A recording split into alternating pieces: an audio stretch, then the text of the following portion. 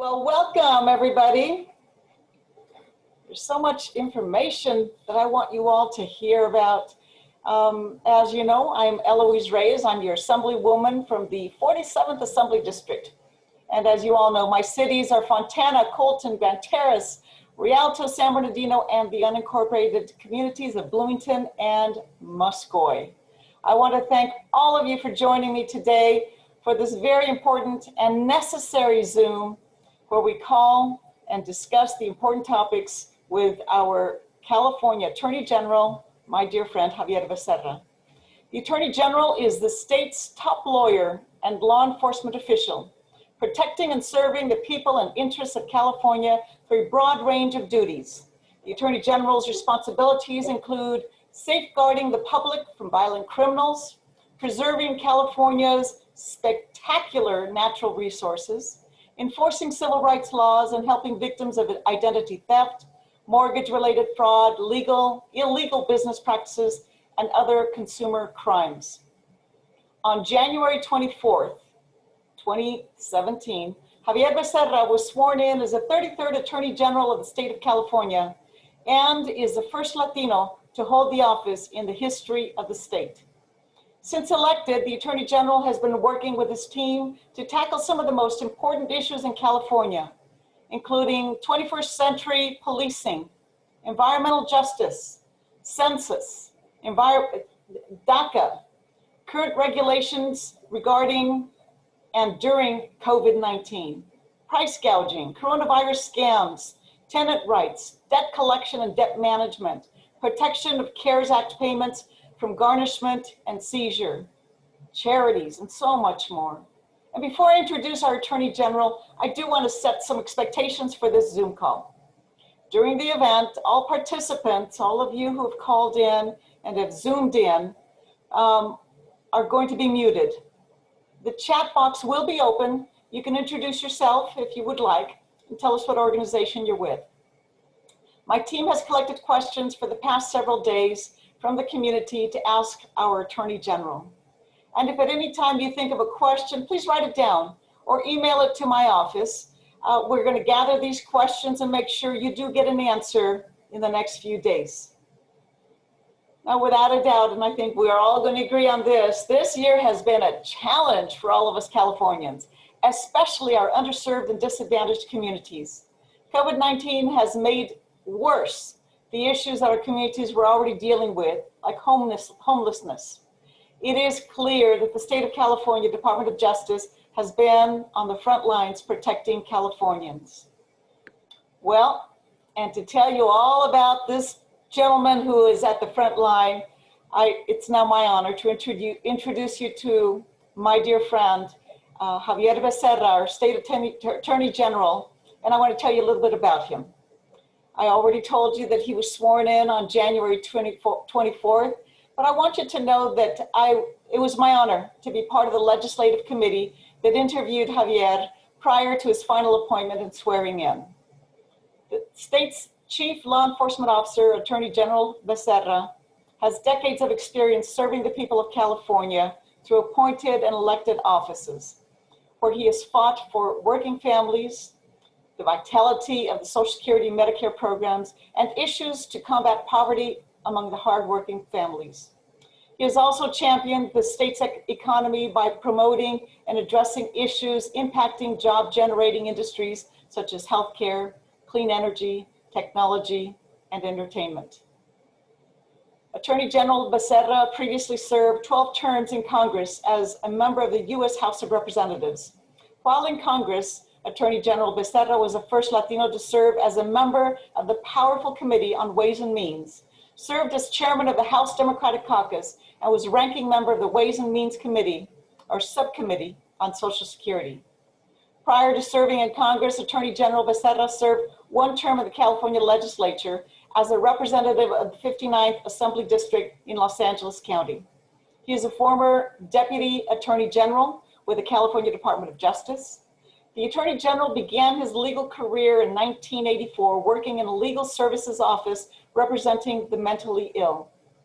Born in Sacramento, he is the son of working class parents and was the first in his family to receive a 4-year degree earning his Bachelor of Arts in Economics from Stanford University.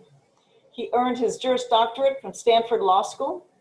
His mother, I'm very proud of this, was born in Jalisco, Mexico, and immigrated to the US after marrying Javier's father. He is married to Dr. Carolina Reyes, and they are the proud parents of 3 daughters, Clarissa, Olivia, and Natalia. We're very proud as Californians to be represented by Attorney General Xavier Becerra, and we're glad that he can spend some time virtually in the IE to meet with our community. Welcome, Attorney General Xavier Becerra. I know you're no stranger to the IE, and I know you visited us many times.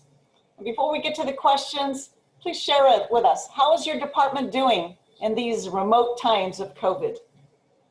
Well, first, to Assembly Member Gomez Reyes, thank you very much for letting me be part of this town hall meeting. Great to see so many people participating. Hopefully we'll get to all your questions. We've been busy since day one when Governor Newsom started to ask everyone to stay at home. We have continued to work. We haven't missed a beat. My close to 5,000 colleagues in the Department of Justice have continued to work. Some have continued to go in because they have no choice, especially, for example, our special agents who continue to do crime prevention work, our tech people who are in charge of making sure that our department and other agencies are protected by against the cyber attacks that we see every day. And certainly our attorneys, we have now reached 100 lawsuits against Donald Trump, and we've also taken other actions as well during this time. We're protecting AB 5, the law that makes sure that workers in California are treated properly with regard to their rights to overtime pay, sick leave, to get Social Security payments made, to have an opportunity to have all those benefits and rights that any employee expects to be protected by the companies that are employing them. So we're doing all sorts of different things, but we can get into those. I simply want to say this, anytime I have an opportunity to come into the IE, whether physically or virtually, I will do so, especially at the invitation of your great leader. Assembly Member Gomez Reyes has been, well, for years, I've known her as just a champion, but now as a state assembly member, I think she's really getting to prove to the entire state of California that folks in this assembly district made the right decision in electing Eloise as their representative. So I'm thrilled. Anytime Eloise says jump, I only ask how high. And so I think she asked me to jump pretty high for this town hall. So I'm pretty up high off the ground. So let's start the questions. Thank you so much. Thank you. Well, here's our first question. Residents of the Inland Empire are growing increasingly concerned over the controversy regarding the future of the United States Postal Service. What is the AG's office doing to make sure Californians will continue to have reliable, efficient, and effective mail service? Well, we first want to let you know that you should feel comfortable voting, whether in person or by mail or at the vote drop-off centers that will be available for everyone in California. Make sure you're registered. You can register until I think it's October 19th, but even after that, under certain circumstances, you can still register to vote. And so please, whatever you can, if you are a U.S. citizen, please go out and vote, especially since there are a whole bunch of folks who are not yet citizens who wish they could vote, given the extreme policies that are at play here as a result of the president in the White House. We are taking every action we can, working in coordination with the Secretary of State here in California, with our county clerks, registrar and clerks in the 58 counties. And last week, we took action in court to sue the Trump administration and the U.S. Postal Service, Postmaster General DeJoy, for having taken actions which were, in our minds, clearly unlawful in trying to suspend services, curtail services that we all expect. And it's not just important for purposes of the mail and being able to vote at home and submit your ballot by mail. It's also for all those people who depend on the mail service to get their prescription medication, or for people who still receive their paycheck or their Social Security check by mail. Lots of reasons why we depend on the Postal Service. It's an institution that's worked effectively for over 200 years, and we're going to file this suit. And today we went in seeking an injunction to stop them from doing what they did and restoring, to have them restore services where they were before they took these unlawful actions. So we're hoping to get some word fairly soon, probably in the next week or two, from the court, and we filed this case along with several other state attorneys general, along with a couple of other cases were filed throughout the country. So we're hoping to have some success in returning the Postal Service to what we've always known it to be, a reliable source of information and receiving and sending critical information and products around the country. Thank you so much. And although the emphasis is lately has been on the ballots, the truth is, as you've mentioned, it's also those Social Security checks, and it's also medication that's being mailed that our residents are not receiving timely. So thank you for putting an emphasis on that as well. Here's another question from the community. COVID-19 has provided an opportunity for scams to target our community. How can our community, especially seniors, stay safe while still making sure they engage in important information during this pandemic? What is your office doing to stop these scams? We've already taken some actions to prosecute people who are trying to defraud and scam Californians. But here, let me give you some real basic advice that I think helps prevent most of these scams from ever succeeding in taking your money or abusing of you. First, never give out your personal information. You're never going to get a call from a government agency, whether it's Social Security or IRS or you name it, asking you to provide your Social Security number or your very personal data, driver's license information. They will never ask you that. So if somebody is asking you that in the name of some governmental agency, it's a scam. So careful with your personal information. 2, verify. Someone says they're calling because your shipment of a product hasn't arrived and they're trying to get the information from you. Take a number, take a name, and call them back and confirm, or confirm with the source that was supposed to send you that information in the first place. Verify that whoever is saying they need you to give them information or to do something in particular is who that person says he or she is. 3, if in doubt, hold off. Unless it's some emergency circumstance, you can probably take a moment to make sure that you're checking on all of these things. And then 4, finally, let me just say this. If, we see this sign all the time in the airport, right? If you see something, say something. Please don't let bad actors survive their act. So if you know that they did something wrong, report that. Report it to us, report it to local law enforcement. Let us then move forward to try to enforce the laws. But if you just hold it or you see something and don't report it, we can never stop them from actually having success in defrauding someone else. Thank you. Every September, my staff and I do a senior advocacy week where we go into senior centers throughout the 47th Assembly District. And that is something that is always brought up, these scams. So I always appreciate talking to them about how they can protect themselves. But during COVID, it's really ramped up, and I'm glad your department is taking a role in stopping all of that. Thank you. And here's another question. Environmental justice is one of the most important issues in the Inland Empire. Many of our communities of color and underserved communities are being targeted for development. These developments increase diesel emissions and particulate matter into the environment where we live. How can the community work with your office to ensure our community's quality of life and health is protected? Great question, because we actually have been working a lot with local communities in the last 2-3 years that I've been Attorney General. I created a bureau called the Environmental Justice Bureau. So the Department of Justice has had an environmental law section of attorneys for quite some time. In fact, of the 100 lawsuits we have filed against Donald Trump, a majority of them are to protect the environment and people's public health. And so we've always been very active in this space.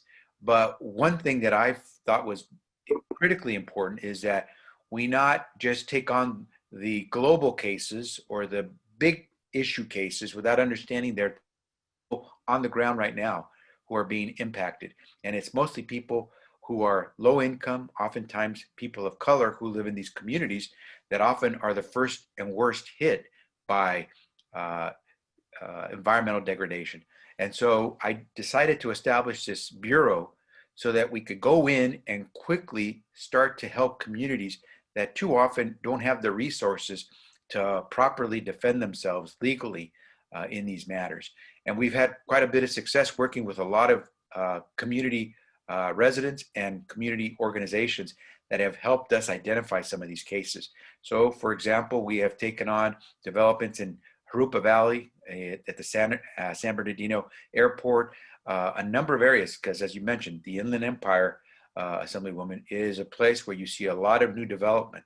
And most of the development, especially these large warehouses, are in areas where there are a lot of low-income communities that have already been the hardest hit by pollution. And so what we're finding is that we can often tackle these issues by talking to the local elected officials in those areas. Too often, the planning process that the local, whether it's a city or county, undertakes on the oversight of a development is insufficient to protect the rights of people when it comes to the environment and their the surroundings. And so we go in working with the community to try to make sure that any development goes through the proper checks before it is approved. And we've been able to have some success working with local community members in keeping this out of court, but keeping it from also being a bad development. But if we need to, we're ready to go to court. And we thank each and every one of you who have participated in, along with us in this work to try to protect our families from more pollution beyond what the law would permit.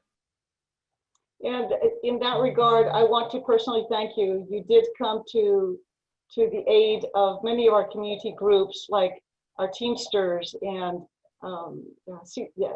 UFCW and CCAJ, the Community for Environmental Justice, leaders that try to protect our community from these very developments. I don't think anybody ever says, no, we don't want development. What we're saying is, as you do the development, be fair to the community. Make sure that you're not polluting the very communities that are already so polluted, the ones that have the least amount of voice. And the fact that you would join with so many others who said, help, we need someone else to come in and slow this all down. And I sincerely appreciate that you took the time to write a letter supporting the community in this effort. That was really important. It was very important. Thank you for doing that. Thank you. And your bureau is also, I love talking to them. You got some great people working in that bureau, and when the issues come up in our community and I get the phone calls here, we always call on them, and especially when we're talking about legislation, legislative ideas. So thank you for that. Very effective, I love them. All right, here's another question. Recent events in California and across the country have increased the tension between the community and law enforcement. This year, we have witnessed some of the largest protests in history calling for law enforcement accountability, transparency, and a change in how law enforcement police our communities, specifically communities of color. How is your office enforcing California laws to solve these important issues? And Assembly Member, this is a really important question, because we're beginning to see that as much as America is viewed as a country that is premised on laws and on justice, we still have a way to go ourselves. And for too many communities, especially members in our Black community have seen this, Latino as well. But I think what we're finding is that we have to really look closely at what's going on, and sometimes look in the mirror to make sure we understand what we have to do. Here's what we're doing at the Department of Justice. We have been implementing a law that is one of the leading laws in the nation, but here in California, that lets us begin to track officer contacts and officer stops of individuals in our state, so we can determine whether or not there is profiling going on by law enforcement of individuals based on their race or their ethnicity or their gender status. We're trying to make sure that if law enforcement is enforcing a stop on someone or making contact with an individual, there's a good basis for it, and it's not based on a bias, a pre-existing bias against a particular individual based on those characteristics. And so we're now collecting that information. And already the largest of our law enforcement agencies are participating so that every contact or every stop that they make, they have to record and provide data on that stop. And within the next year and a half, every single one of the more than 400 law enforcement agencies in California will have to do the reporting as well. So it's come in waves. The biggest law enforcement agencies first, then the next biggest, and the next, and then everybody is in. We're doing that. As you probably are aware, we're taking a closer look at what we call the CalGang system, which is a pointer system to try to help law enforcement develop intelligence information on gangs. But what we have found that some of the information that's been inputted into the system has been not only wrong, but in some cases fraudulent. And so we are trying to clean up that system. We have now locked up certain data from being used because it's the origins of it are now being questioned. And so we're going through this process of checking it. We're right now undergoing a review and inspection of the way LA Police Department handled its entries into the CalGang system. So we're doing that. We're also working closely with a number of jurisdictions to review how they've been practicing law enforcement. San Francisco, we are doing independent review of the San Francisco Police Department to try to implement 272 different recommendations made for the reform of its police department. We did the same in Sacramento for the Sacramento Police Department after we also did the criminal investigation on the shooting of an individual named Stephon Clark back in 2018. We reached an agreement with the Stockton Unified School District's police department on the way it was treating mostly young men kids of color and also with disabilities, because they were using law enforcement more often than they should have to try to address issues of disruption in the classroom. We just recently settled lawsuits, actions against 3 school districts, Butte County, 2 in Butte County, an elementary school district and a high school district, and in Mojave School District, because of the way they were treating mostly African-American kids and kids with disabilities as well. And so we're undertaking a number of actions. Recently, some of you heard about the shootings in Vallejo, California.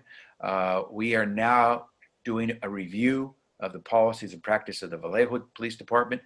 So we're very actively engaged. Some of the legislation that just passed, Assembly Member, you'll know about these, involved the Department of Justice. We will now, moving forward, starting next year when resources are allocated, we will begin to be in charge of doing the independent investigation of an officer-involved shooting which leads to the death of an unarmed individual. And so that will now become the responsibility of the Department of Justice once we get some resources to get that going. So there's a number of things we're engaged in. We supported a number of bills, including bills to ban chokeholds.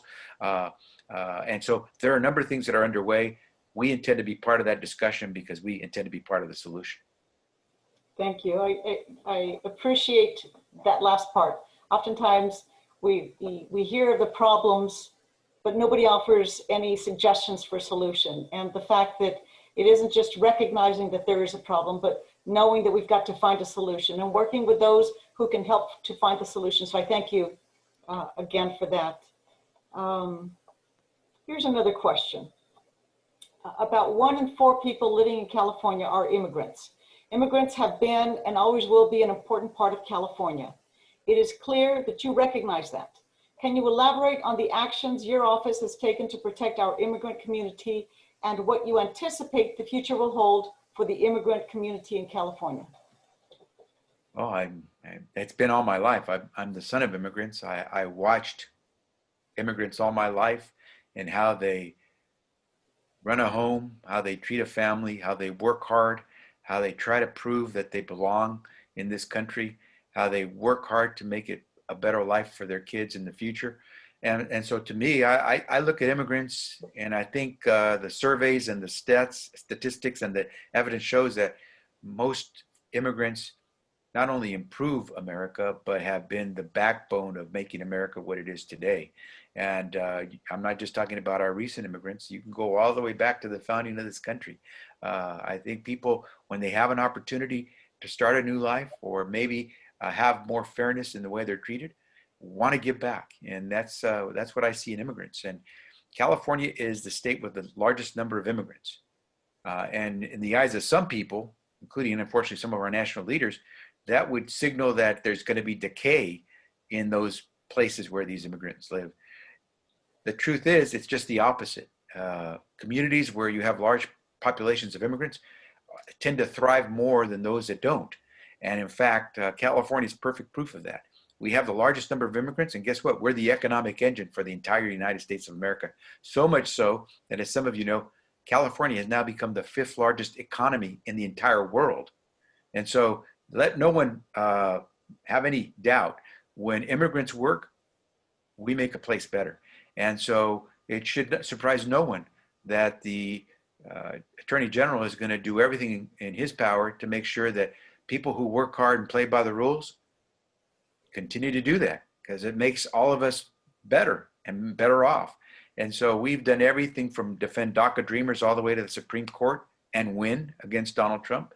We have done everything from defending our jurisdictions' decisions, our state and our local government's decisions to use our local law enforcement to prevent crime and protect our citizens and our residents rather than deport immigrants.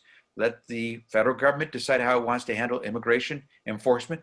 We don't need to do that. And we want to protect our right as a sovereign state to decide how we use our resources and not let the federal government compel us to do their job. Stood up when it's come to the issue of how people are treated within detention centers. We have gone in to inspect these civil immigration detention centers.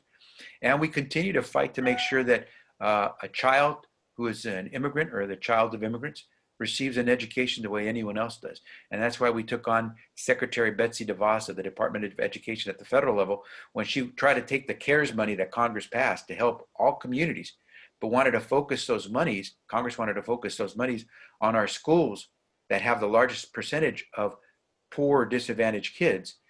And Secretary DeVos decided she wanted to take some of that money and instead send it to some of the most affluent schools in California. We fought that, we filed in court, and we got an injunction to stop her from doing that. And so we did that not just for immigrant kids, we did it for all kids who are in disadvantaged communities. And so what I would just say to you is, you work hard, you play by the rules, you got an Attorney General that's on your side. Time and time again, so thank you for that. Here's another question. COVID-19 has negatively impacted the financial stability of people in our community. We are anticipating a continued increase in mortgage and rent defaults. How is your office enforcing the current eviction moratoriums? If a renter is being threatened with eviction because they can't pay their rent, what can they do? And here's where we try to work with our local partners, the cities and counties, the DAs, the city attorneys, because those rules are typically enforced by the local law enforcement agencies and the prosecutors.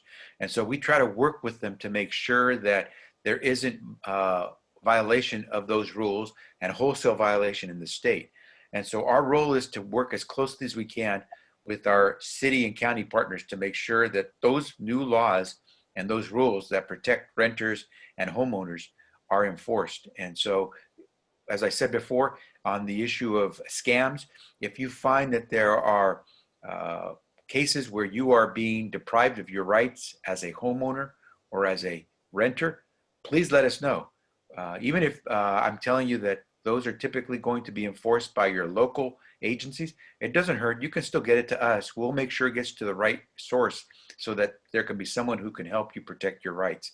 But this is the time to do it. And here's where we owe Assemblymember Gomez Reyes a great deal of thanks for the work that she has done with her colleagues to try to make sure that the legislature and the governor work together to make sure that they put in place new rules and new laws that do protect renters and homeowners. And by the way, I think all of us also recognize that a landlord has to be able to pay the mortgage on that property that they're renting. A bank has to be paid so that it can make sure it doesn't default on its loans to others that it took out when it collects money payments from you on your mortgage. And so we're not trying to deprive anybody of what the law would require. We're simply saying during this time of COVID-19, let's all recognize that we have to make some adjustments to give people who have legitimately tried to do their best an opportunity to stay in the premises. And you're not getting away with not paying what you owe. It's just that we're giving you a chance to recuperate from COVID-19. And in that regard, you're right. In the legislature, after so much negotiation, Assemblymember Chu, as well as Assemblymember Monique Limon, were able to get through the legislation on tenant protections. I know they felt disappointed that they didn't provide as much protection as they wanted in the initial bill, but as with all negotiations, there was a give and take. I've told both of them that if it had not been for them being so tenacious about this, we would have ended up with nothing, because there were so many groups against these tenant protections. And I'm sorry to say that, we know that that's the truth, but they come back with a good tenant protection. We're not going to have the onslaught of all of these evictions that we had anticipated as of a few days back.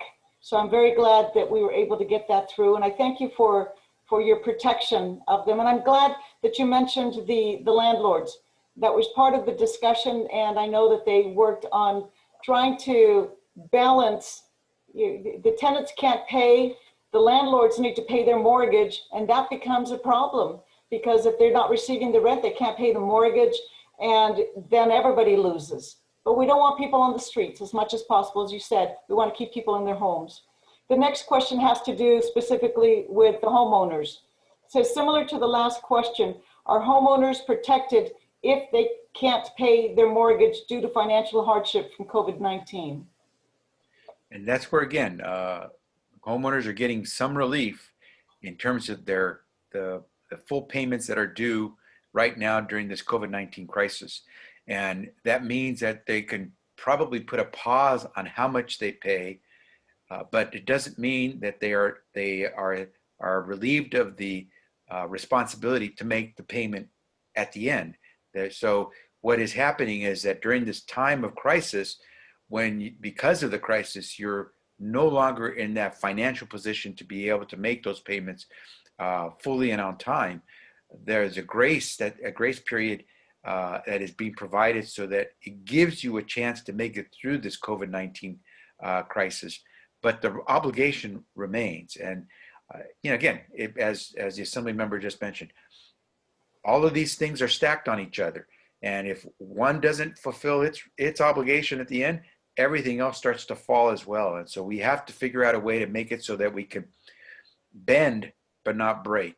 And I thank people like Assemblymember Gomez Reyes and those legislators in Sacramento, as well as the members in Congress who try to come up with some relief for people who have been responsible and acted in good faith in making their rental payments or their mortgage payments in the past, but now because of COVID-19, it's become difficult.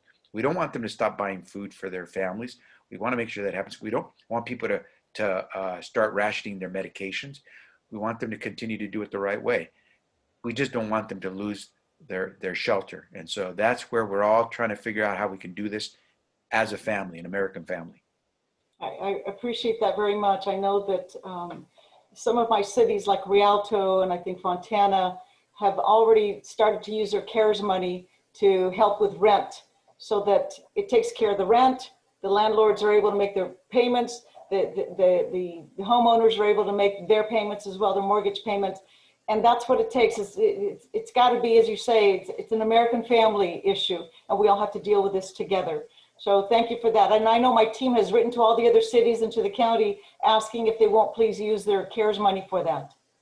And here's another question. It says, in reference to class action lawsuits against Santander, Consumer USA, should constituents contact the Bureau of Automotive Repair Complaint Intake Unit?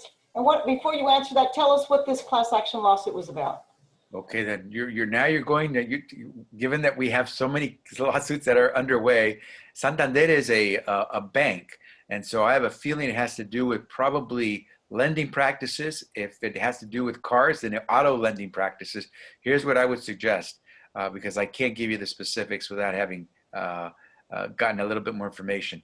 If you're not sure what you can or cannot do, then contact our office if we have any involvement, or contact the agency, the Consumer Protection Agency or law enforcement agency that you may be aware of is working this issue. But chances are it's something in the California Department of Justice where we've been working with the locals in trying to make sure that anyone that was taken advantage of as a consumer, whether through a loan or through a purchase, we'll make sure we get you the right information.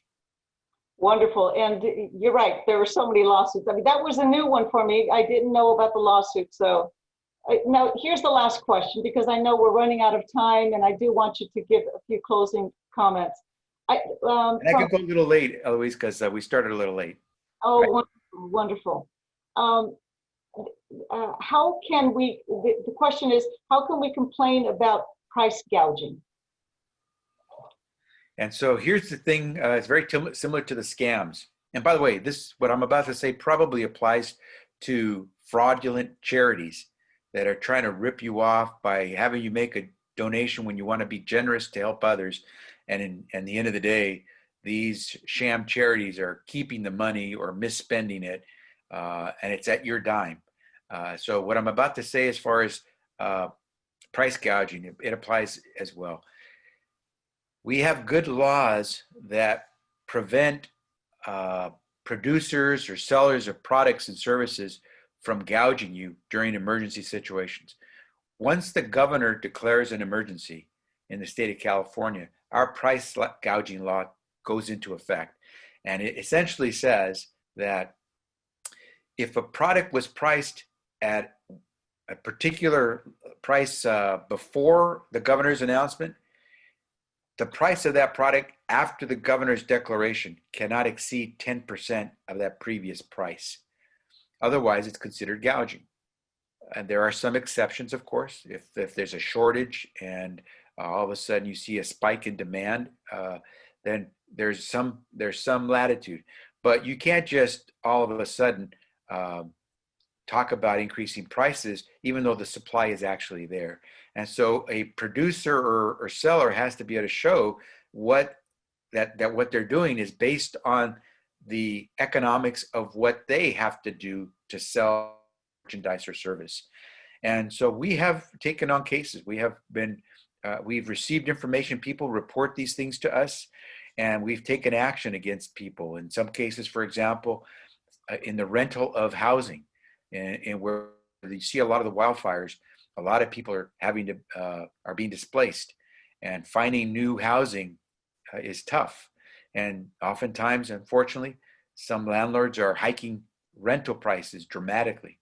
And so we've taken that on. We've taken on merchants who were selling products way above their necessary price. And so please, what I'm going to tell you on this applies to charity scams or any other scam. One, take down the information, record the evidence. So if you see a product being sold over the internet that is unfair, take a photograph of that. If you went to a merchant and bought something and it was an outrageous price, hold on to the receipt.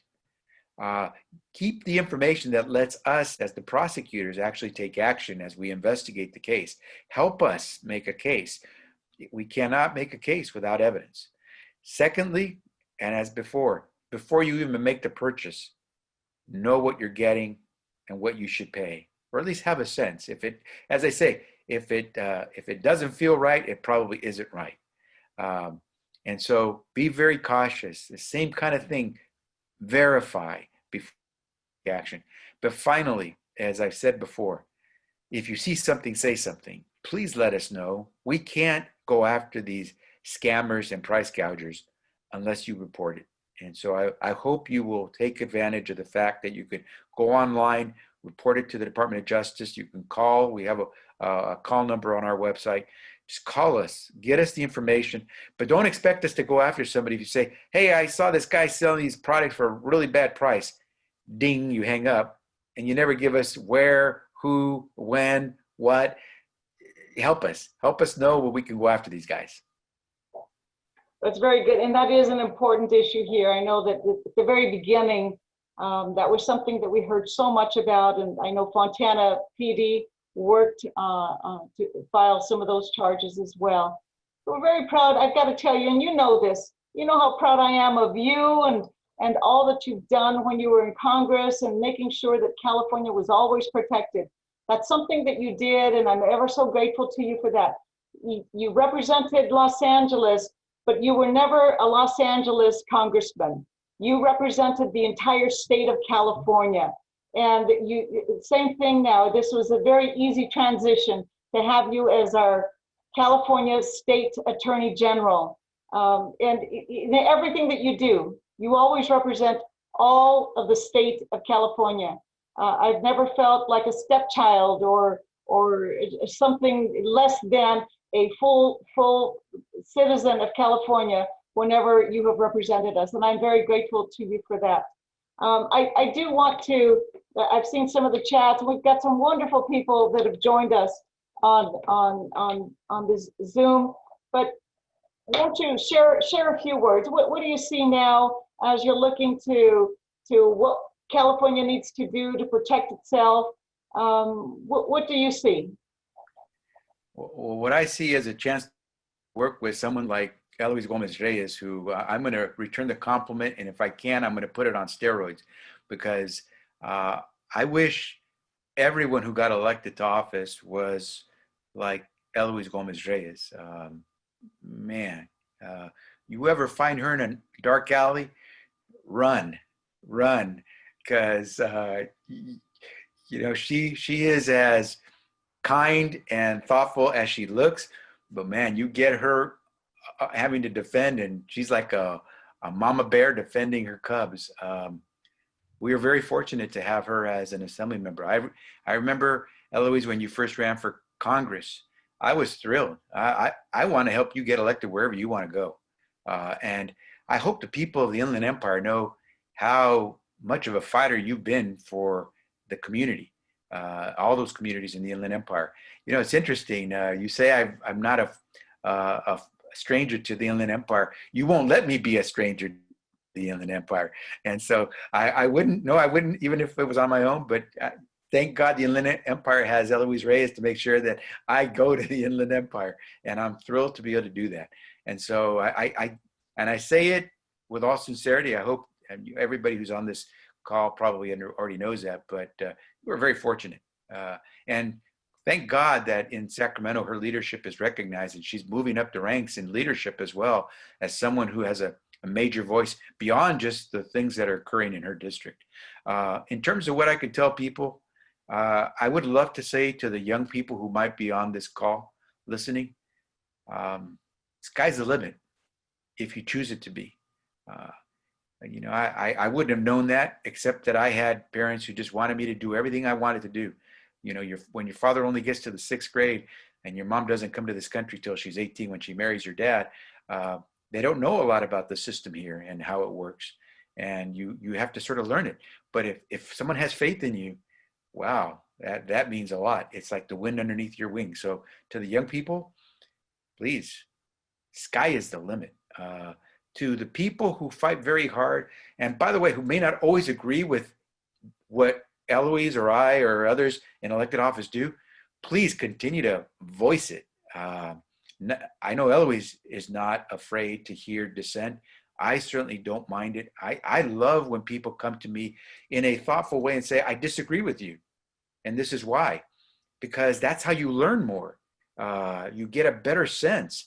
If you're only hearing from those who chatter things that you want to hear, then you're never going to quite understand the perspective of everyone. And by God, I think we're seeing now in America, there are many divergent views in this country. And so I would simply say, I hope people will speak their mind, but do it civilly, do it responsibly, because clearly people have things on their mind and we need to hear it. Those of us who have the privilege to serve, we need to hear it, because at the end of the day, we're supposed to be representing you, and you pay our paychecks. And so I hope people recognize that. And I'll close by saying this. What I love about this country is, probably the best way I can say it is, it lets me fight for the things I believe in. But what it does more than just let me fight, it lets me know that when I step into that ring, it makes no difference how people perceive me. You know, they probably looked at me and said, your family has never been to college. Your family has never had an opportunity to have a professional in it. Your family has never had a chance to live in a nice big home. And they look at me and they probably think, this guy's a lightweight. The great thing about my country, our country, it lets you punch way above your assigned weight class. So when you walk into that ring, they may think you're a lightweight. But if you're like Eloise Gomez Reyes, man, you are hitting some heavyweight knockout punches. And so I hope everyone recognizes that the beauty of this country is if we try hard, we play by the rules, we're going to get to walk into that ring and throw some heavyweight punches for the things that we believe in. So keep your values, fight for them hard, do it the right way, and this country will reward you. And I know that because I'm living proof of it. So thank you to Assemblymember Gomez Reyes for letting me be with you. And thanks for everyone who's joined this Zoom call. Thank you so much, Javier. It's been such a pleasure. Always an honor to have you with us. I do want to remind you, those of you who are listening, our next town hall is September 17th, and it's going to be on being prepared. We have a number of guests that are going to join us for that. Now for today, I know we didn't get to all the questions. I know there were so many other questions that were submitted to us. We got to as many as we could, but we will try to get the answers for you. Javier, again, thank you so much. Thanks for being a friend, not only to myself and to Frank and to my family, but to the Inland Empire and to the entire state of California. Thank you. You make us proud. Thank you. Thank you. Bye-bye.